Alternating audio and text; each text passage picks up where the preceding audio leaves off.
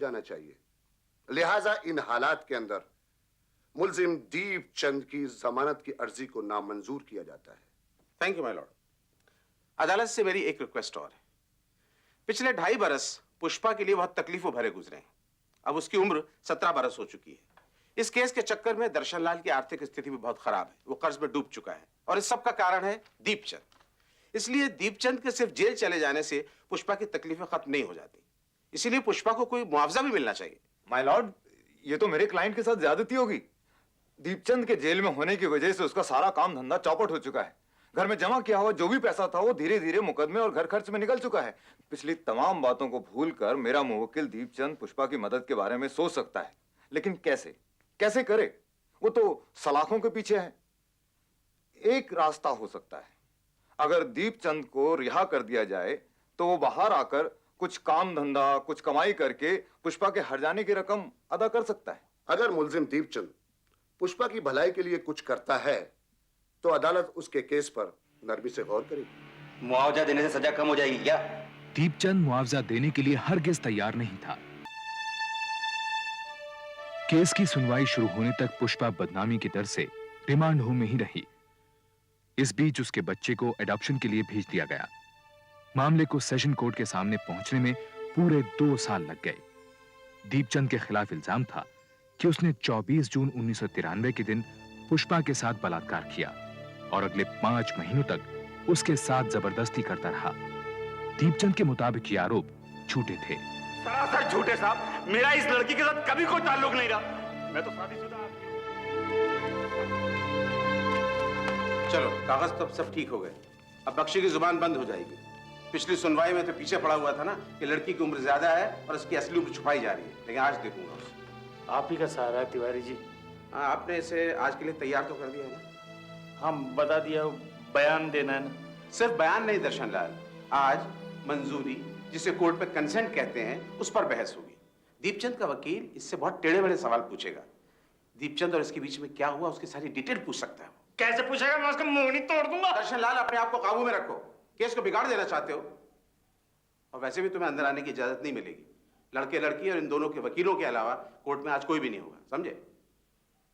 पुष्पा, आज तुम्हें बहुत हिम्मत से काम लेना बेटा। दीपचंद का वकील कहेगा कि तुम्हारा दीपचंद के साथ कुछ चक्कर था, तुम उसको चाहती थी, उसने कोई जोर जबरदस्ती नहीं की और जो कुछ भी हुआ तुम्हारी रजामंदी से हुआ। लेकिन तुम्हें सिर्फ वही कहना है जो तुम पहले भी कह चुकी हो कि तुम्हारे साथ जबरदस्ती की गई। समझ गई ना? तुम सुन रही हो ना मेरी बात? मुझे बहुत डर लग रहा है। मुझे नहीं जाना करा। वापस चला।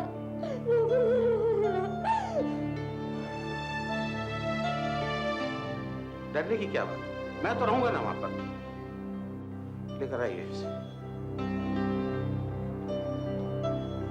कोर्ट इन सर्टिफिकेट से सेटिस्फाइड है। आप पुष्पा से सवाल पूछिए।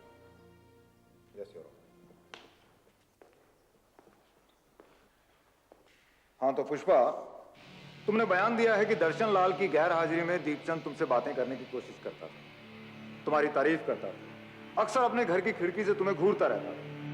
2-3 बार तो उसने तुम्हें नहाते हुए देखने की भी कोशिश करी। क्या ये सही? तुमने कभी किसी से इसकी शिकायत करी? नहीं। कभी तुमने अपने बापू को इस बारे में बताया? नहीं। नहीं, योर ऑनर, पुष्पा ने दर्शन लाल से कभी दीपचंद की शिकायत नहीं करी, क्योंकि दीपचंद ने कभी ऐसा कुछ किया ही नहीं जिसकी शिकायत की जा सके। मेरा मतलब, सच्चाई ये है योर ऑनर कि नई नई जवानी के जोश में ये पुष्पा दीपचंद पर डोरे डाल रही थी। अब घर गृहस्थी वाला मेरा मुवक्किल दीपचंद इसकी नजरों को, इसके ललचाई नजरों को, इसके इशारों को अनदेखा कर देता, लेकिन पुष्पा नहीं मानी और एक दिन दीपचंद की दुकान पर जा पहुंची, अंदर से दरवाजा बंद कर दिया और दीपचंद से लिपट गई। मेरे मुवक्किल दीपचंद ने समझाने की बहुत कोशिश करी, पर पुष्पा नहीं मानी। और फिर धीरे धीरे मेरा मुवक्किल दीपचंद भी अपने पर काबू नहीं रख पाया। आखिर ये भी तो कोई साधु महात्मा तो है नहीं। आप इस तरह से इस घटना का ब्यौरा दे रहे हैं बख्शी साहब, जैसे कि सब कुछ आपकी आंखों के सामने हुआ। क्या आप वहां मौजूद थे? नहीं था, लेकिन मुझे अपने क्लाइंट की सच्चाई पर पूरा भरोसा है। ये एक शरीफ आदमी को बेवजह फंसाने की कोशिश की जा रही है मिलॉर्ड। शरीफ आदमी? योर ऑनर, इस आदमी की शराफत के किस्से गांव का बच्चा बच्चा जानता है। इसके ओछेपन की वजह से गांव की औरतों ने इसके घर में आना जाना बंद कर रखा है। कितनी मरतबा इसके खिलाफ पुलिस में शिकायत भी दर्ज की गई, लेकिन हमेशा पैसा खिलाकर ये आदमी बचता चला आ रहा है। इस आदमी ने इस मासूम बच्ची के साथ बलात्कार किया है, ये एक सच्चाई है योर ऑनर। अगर दीपचंद ने इसके साथ रेप किया था तो ये चिल्लाई क्यों नहीं, आवाज क्यों नहीं लगाई इसने किसी को? बोलो, जवाब दो, चिल्लाई थी कि नहीं? चिल्लाई थी, लेकिन उसने मेरा मुंह बंद कर रखा था। 20 मिनट, आधा घंटा तक तो तुम दुकान में थी, क्या सारा वक्त इसने तुम्हारा मुंह बंद कर रखा था? मैं डर गई थी, मुझे होश नहीं रहा था। झूठ, एकदम झूठ। तुम डरी नहीं थी, तुमने आवाज इसलिए नहीं लगाई क्योंकि तुम्हें अच्छा लग रहा था। योर ऑनर, उस दिन और उस दिन के बाद इन दोनों के बीच में जब भी शारीरिक संबंध बने, पुष्पा की मनमर्जी से बने, ना कि दीपचंद की जबरदस्ती से। योर ऑनर, बच्चा ठहर जाने के बाद जब दर्शन लाल को इस बात का पता चला तो उसने मौके का फायदा उठाने की सोची। मेरे मुवक्किल दीपचंद पर जो भी इल्जाम दर्शन लाल ने लगाए हैं वो सिर्फ और सिर्फ पैसे के लालच में लगाए।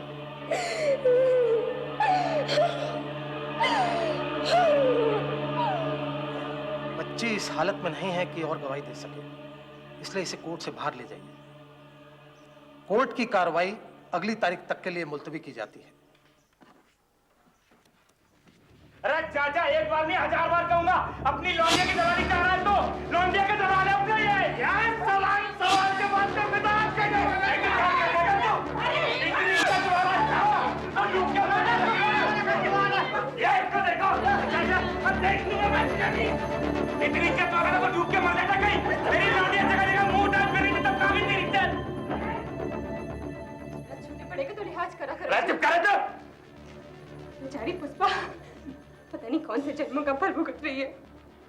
भगवान जाने कैसे गुजरेगी उसकी ये पहाड़ जैसी जिंदगी। अरे तू कब से उसकी सखी बन गई? इतनी ज्यादा हमदर्दी है तो चली जाओ उसके साथ, मुझे कोई फर्क नहीं पड़ने वाला।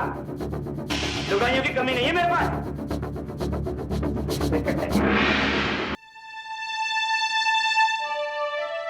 रिमांड होम की सूनी बेरुखी जिंदगी से तंग आकर आखिरकार पुष्पा ने वापस अपने गांव पिथरा लौटने की हिम्मत बांधी। देखो देखो, पुष्पा आ गई।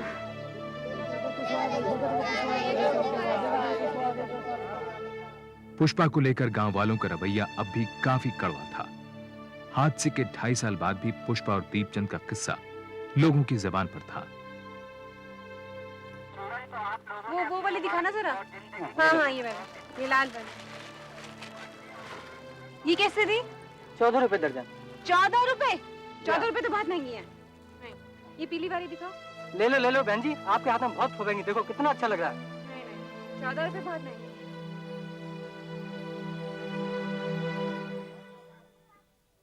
अरे ये क्या कर रही है? ला दे मुझे, चला। अब कौन लेगा इन्हें?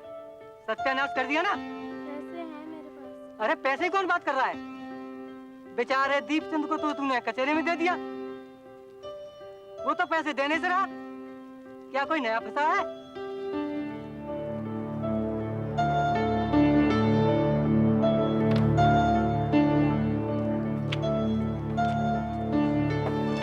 ये पुष्पा मन खराब मत कर अपना। इनकी बातें सुनने की आदत डाल ले, नहीं तो जिंदगी नहीं कटने वाली तेरी। यही चूड़ियां चाहिए थी ना तुझे? अच्छा अब मैं चलती हूँ। हाँ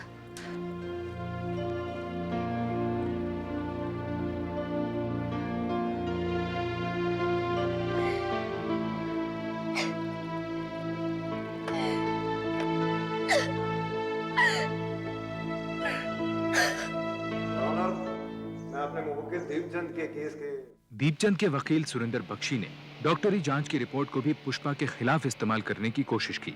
मेरी जांच के अकॉर्डिंग ये लड़की सेक्स की आदी रही और ये इंफॉर्मेशन मेरी मेडिकल रिपोर्ट में भी मौजूद है। डॉक्टर निगम, क्या इस जांच से यह भी पता लगाया जा सकता है कि लड़की के संबंध, शारीरिक संबंध, एक ही आदमी के साथ रहे? नो मिस्टर बख्शी, एक या दो या ज्यादा, ये कहना इम्पॉसिबल है। योर ऑनर, डिफेंस के लॉयर बार बार ये साबित करने की कोशिश कर रहे हैं कि पुष्पा के एक से अधिक पुरुषों के साथ संबंध रहे, लेकिन अपनी तमाम कोशिशों के बावजूद वो इस कोर्ट में एक भी ऐसा आदमी पेश नहीं कर सके हैं जिसके पुष्पा से किसी भी तरह का कोई संबंध रहे। डॉक्टर निगम, एक बात और बताइए, एक बालिग औरत के मुकाबले एक 14 वर्ष की बच्ची का सेक्सुअल एक्टिविटी में इन्वॉल्व होना कितना पेनफुल हो सकता है? बहुत पेनफुल हो सकता है, और फर्स्ट टाइम तो और भी ज्यादा पेनफुल होता है। और इस उम्र की लड़की के साथ अगर जबरदस्ती की जाए तो वो खतरनाक भी है। योर ऑनर, दीपचंद ने पुष्पा के साथ जो कुछ किया उसे सिर्फ दरिंदगी ही कहा जा सकता है। एक 14 बरस की मासूम बच्ची के साथ बलात्कार, फिर धमकियां देकर लगातार उसका फिजिकल एक्सप्लॉयटेशन, यहां तक कि जब उसके पेट में 5 महीने का बच्चा आ गया तब भी उसने उसको दया नहीं। एक छोटी सी बच्ची को इस उम्र में मां बना दिया। और डिफेंस लॉयर ये कहना चाहते हैं कि ये सब कुछ पुष्पा चाहती थी, पसंद करती थी। ये जो केस अदालत के सामने रखा गया, अदालत इस निर्णय पर पहुंची कि पुष्पा की तरफ से कोई सहमति नहीं थी, और ये कि कानून के मुताबिक अगर सहमति हो भी तो नाबालिग के साथ शारीरिक संबंधों को बलात्कार ही माना जाएगा। बलात्कार और नाबालिग के साथ बलात्कार के इल्जाम में कोर्ट ने दीपचंद को 7 साल की कड़ी कैद की सजा सुनाई।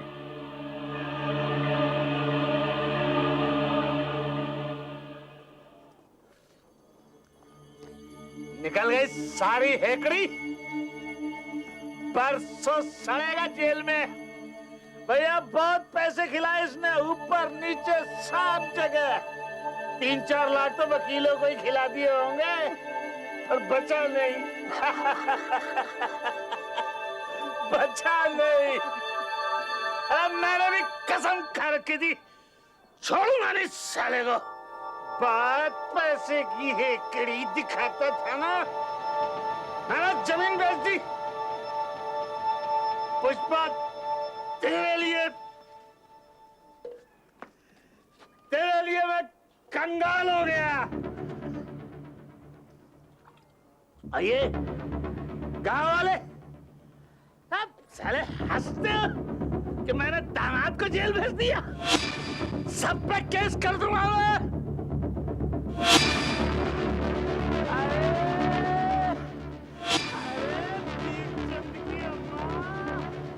ठुमका लगा कर नाच ले, अरे मिठाई खिला, तेरे लाल ने तेरा नाम रोशन कर दिया।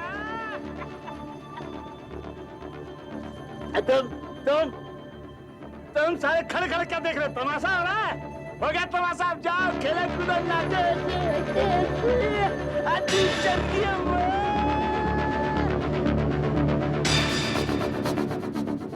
बात हुई थी वहां पर? चल 10 को पीले दे देगा। दीपचंद ने सेशन कोर्ट के फैसले के खिलाफ हाई कोर्ट में अपील कर दी। अब कोर्ट कचहरी की भागदौड़ सुनीता की जिम्मेदारी थी। उससे क्या मेरा दम घुट रहा, साले एक से एक चोर डकैत भरे पड़े हैं यहाँ पर। तो तू कौन सा किसी से कम है? क्या बकवास कर रही? क्या गलत कहा है मैंने? पुष्पा जैसी कम उम्र की लड़की के साथ मुंह काला किया तूने। जो मुझसे पूछ तो तू चोर डकैतों से भी क्या गुजरा है? मर्द हूँ तेरा मैं। ना मर्द है तू, ना मर्द। जो मर्द होता तो अपनी इज्जत का ख्याल रखता। पूरे गांव में जात बिरादरी तक में बात फैल चुकी है, किसी से भी आंख मिलाते शर्म आती है। अरे इतनी शर्म आ रही है तो जाके डूब मार कहीं पे, फांसी लगा ले, मेरा पीछा छोड़। वो भी कर लेती, पर छोटे छोटे बच्चे हैं मेरे, उन्हीं की खातिर जिंदा हूँ। उन्हीं के कारण कोर्ट कचहरी में चक्कर काटती फिरती हूँ। तेरा क्या विश्वास? तू तो यहाँ बैठा रोटियां तोड़ेगा और वो बाहर भूखों मरेंगे।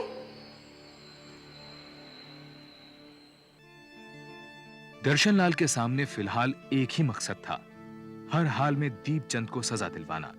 दूसरी ओर बुआ पुष्पा की उजड़ी हुई जिंदगी को फिर से संवारने की कोशिश कर रही थी।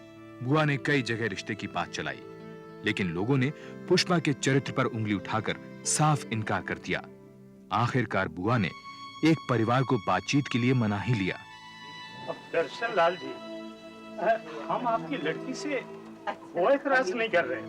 अब जो हो गया सो हो गया, उसमें इस बेचारी का क्या दोष है?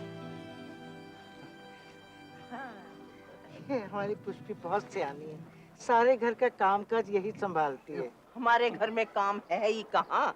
अरे ये तो राज करेगी, राज। हाँ वो घर की बात तो कर ले। मेरा लाल। वो पैसे की बात तो हो गई, अब मेरा है घर कच्चा, जरा उसे भी पक्का करवा ही दो। खर्चा ज्यादा हो रहा है दर्शन लाल जी। आजकल छोटी मोटी शादी में भी 5-10 लाख तो लग जाता है। हम कोई आपसे ज्यादा तो नहीं मांग रहे। अजी 51,000 रुपया टीका करने को लोग तैयार बैठे हैं। ये तो पुष्पा की बुआ की कहने की वजह से हम लोग आ गए। और फिर तुम्हारी लड़की कुंवारी भी तो नहीं है, बच्चा भी तो जन चुकी है, सारा जहान जानता है। उधर दीपचंद के हाईकोर्ट में अपील करने के बाद तिवारी को लगा कि केस लंबा खिंच सकता है। केस को मुकाम तक पहुंचाने का तिवारी को एक ही रास्ता नजर आ रहा था। वो इस बारे में बात करने के लिए दर्शन लाल के घर जा पहुंचे। पुष्पा चाय लिया। कुछ पैसे की मुआवजे की बात चली? अब बहुत लोगों ने करी थी मुआवजे की बात, पर दिल नहीं माना। गरीब जरूर हैं, पर अपनी इज्जत आबरू की कीमत नहीं लगाएंगे। एक बात ठंडे दिमाग से सोचो दर्शन लाल, मुआवजा लेने में कोई बुराई नहीं है। छोड़ो तिवारी जी, कुछ और बात करो। यहाँ तक तो गाड़ी खींची लाया हूँ, हाई कोर्ट में भी लड़ लेंगे, मुआवजा नहीं लेंगे। तो मेरी बात समझ नहीं रहे हो दर्शन लाल। अगर इसको सजा हो भी गई तो कितने दिन की होगी? साल, 2 साल, 5 साल, उसके बाद दीपचंद बाहर आ जाएगा। लेकिन जरा इस बच्ची के बारे में सोचो, उसकी पूरी जिंदगी सामने पड़ी। अगर मुआवजा ले लोगे तो इसका कुछ भला हो जाए। सुरेंद्र बख्शी ने अपने मुवक्किल दीपचंद की जमानत की अर्जी हाई कोर्ट के सामने रखी, लेकिन पुष्पा के वकील दीनदयाल तिवारी ने इसका जोरदार विरोध किया।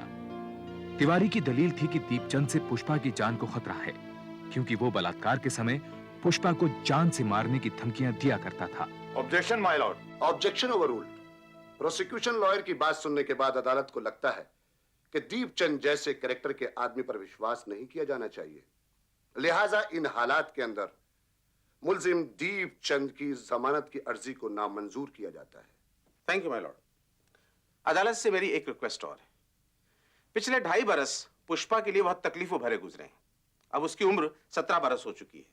इस केस के चक्कर में दर्शन लाल की आर्थिक स्थिति भी बहुत खराब है। वो कर्ज में डूब चुका है और इस सब का कारण है दीपचंद। इसलिए दीपचंद के सिर्फ जेल चले जाने से पुष्पा की तकलीफें खत्म नहीं हो जाती। इसीलिए पुष्पा को कोई मुआवजा भी मिलना चाहिए।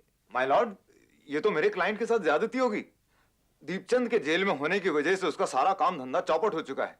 घर में जमा किया हुआ जो भी पैसा था वो धीरे धीरे मुकदमे और घर खर्च में निकल चुका है।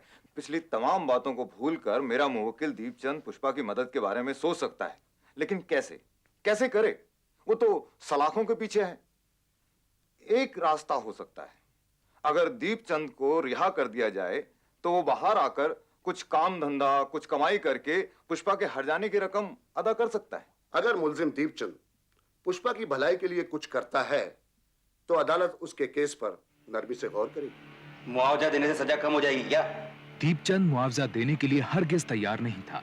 सुनीता अगले कुछ दिनों तक उसे समझाती रही कि अगर मुआवजा देकर सजा कम हो जाए तो कोई बुराई नहीं है।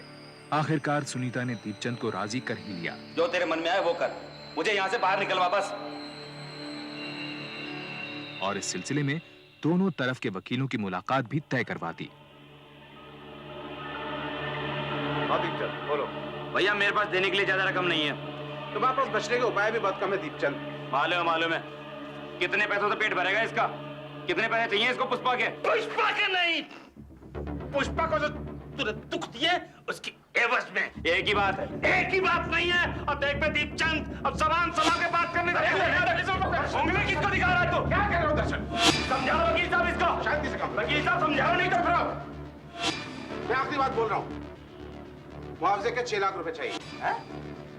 बहुत ज्यादा है। मेरे घर में नोटों के पेड़ नहीं लगे हुए हैं। मैं 2-2.5 लाख से ज्यादा नहीं दे सकता। मंजूरी हो तो बता देना। चलो वकील साहब। अरे तो एहसान किसे जता रहा है? अपने को बकसवाने के बदले में दे रहा रकम। इसकी हेकड़ी तो देखो। अरे भूल जाओ उसकी हेकड़ी को दर्शन लाल। हमें नहीं लेना मुआवजा। ठीक है, मत लो मुआवजा, लेकिन आगे क्या होगा उसकी तो सोचो। सुप्रीम कोर्ट में केस जाएगा तो दिल्ली जाना पड़ेगा बार बार। 5-6 साल तक ये केस खींचेगा। उसका तो कुछ नहीं बिगड़ेगा, घाटा तुम्हारा हो जाएगा। और तब तक तुम्हारी लड़की 21-22 साल की हो जाएगी। उस उम्र में कौन उससे शादी करेगा? अगर सुप्रीम कोर्ट में दीपचंद जीत गया तब क्या होगा? तुम्हारी लड़की की ज्यादा बदनामी होगी। इसीलिए कह रहा हूं दर्शनलाल, ये मुआवजा मिल रहा है, ले लो। बोलो, कागजात तैयार करूं? माय लॉर्ड, सेक्शन 376 में साफ लिखा है, अदालत मुल्जिम की सजा जितना चाहे कम कर सकती है यदि कुछ विशेष कारण हो तो।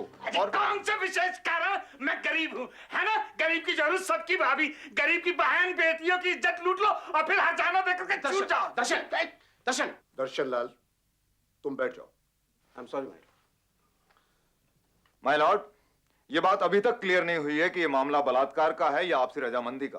पुष्पा को जो बच्चा हुआ वो उसकी जिम्मेदारी अब नहीं है, उसे अडॉप्ट कर लिया गया है। घर में पुष्पा और दर्शनलाल दो ही मेंबर हैं और इनकी जरूरतों के हिसाब से मेरे ख्याल से 2-2.5 लाख रुपए का कंपनसेशन काफी रहेगा। माय लॉर्ड, सेशन कोर्ट में ये बात साबित की जा चुकी है कि ये मामला रेप का है और माइनर रेप का। इसलिए मिस्टर बख्शी कैसे कह सकते हैं कि मामला अभी क्लियर नहीं है? मिस्टर बख्शी, आप अपने क्लाइंट की 7 साल की कड़ी सजा कम करवाना चाहते हैं और मुआवजे के तौर पर देना चाहते हैं सिर्फ 2 या 2.5 लाख रुपए। ऐसा आपने सोच भी कैसे लिया? माय लॉर्ड, मुआवजे के लिए कम से कम 6 लाख रुपए होने चाहिए, वरना इस कॉम्प्रोमाइज का कोई मतलब नहीं। अदालत इस नतीजे पर पहुंची है। जज का मानना था कि जब पहली बार दीपचंद और पुष्पा के बीच शारीरिक संबंध बने तो ऐसा हो सकता है कि उसमें पुष्पा की सहमति रही हो, इसलिए दीपचंद के खिलाफ धारा 342 के तहत कोई मामला नहीं बनता। लेकिन पुष्पा क्योंकि उस वक्त नाबालिग थी, इसलिए चाहे उसकी सहमति हो या ना हो, उन शारीरिक संबंधों को सेक्शन 376 के तहत बलात्कार ही माना जाएगा। कोर्ट ने मुआवजे की रकम 4 लाख रुपए तय की और दीपचंद की सजा को 7 साल से घटाकर 6 महीने कर दी। मुआवजा दिलवाकर सजा कम करने के हाई कोर्ट के इस फैसले का समाज में काफी विरोध हुआ, लेकिन धीरे धीरे लोग इस बात को भूल गए। सर्वे देवताभ्यो नमः, सूर्य देवताभ्यो नमः, चंद्र देवताभ्यो नमः, भौम देवताभ्यो नमः, बुद्ध देवताभ्यो नमः। मुआवजे की रकम का एक बड़ा हिस्सा पुष्पा की शादी पर खर्च हुआ, ताकि शादी हो जाए तो जल्द से जल्द पुष्पा पिथरा गांव से दूर चली जाए। देवताभ्यो नमः, बृहस्पति देवताभ्यो नमः, शुक्र देवताभ्यो नमः, शनि देवताभ्यो